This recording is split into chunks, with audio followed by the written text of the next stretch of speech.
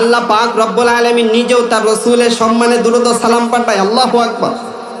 আল্লাহ বলেন, ইন্নাল্লাহা ওয়া মালাইকাতাহু ইউসাল্লুনা আলান নবী। আল্লাহু আকবার। আল্লাহ পাক রব্বুল আলামিন বলেন, ও আমার গোলাম, আমি আল্লাহ পাক নিজে আমার ফেরেশতারা, আমি আল্লাহ পাক আমার ফেরেশতারা আমার রাসূলের সম্মানে সালাম ও দুরূদ পাঠাই। আল্লাহু আকবার। আল্লাহ পাক রব্বুল আলামিন আগে নিজের অবস্থানটাকে কি করলেন? প্রকাশ করলেন যে আমি পড়ি, আমার ফেরেশতারাও পড়ে। এরপরে আল্লাহ পাক রব্বুল আলামিন আপনাকে আমাকেও আদেশ করতেছে, ইয়া আইয়ুহাল্লাযীনা আমানু। আল্লাহু আকবার। সকলে জুড়ে বলেন আল্লাহু আকবার। আল্লাহ পাক রব্বুল আলামিন বলেন, ইয়া আইয়ুহাল্লাযীনা আমানু,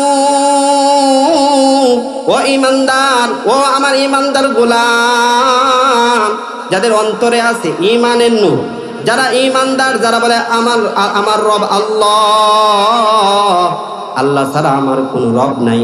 আল্লাহ পাক আপনাকে আমাকে খুব মহব্বত করে ডাক দিয়েছেন, ইয়া আইয়ুহাল্লাযীনা আমানু। কুরআন শরীফের বিভিন্ন জায়গায় ইয়া আইয়ুহান নাস বলে আল্লাহ সম্বোধন করছেন, ডাক দিয়েছেন। যারা মানুষ, শুধু মানুষ, হযরত আদম আলাইহিস সালাম থেকে এখনো পর্যন্ত যারা দুনিয়াতে আসছে আর আসতেছে যাবে, সকলকে উদ্দেশ্য করে আল্লাহ তাআলা কুরআন ও কারীমের মধ্যে ইয়া আইয়ুহান নাস বলেছে। কিন্তু আপনাকে আমাকে ইয়া আইয়ুহান নাস বলে সম্বোধন করে নাই।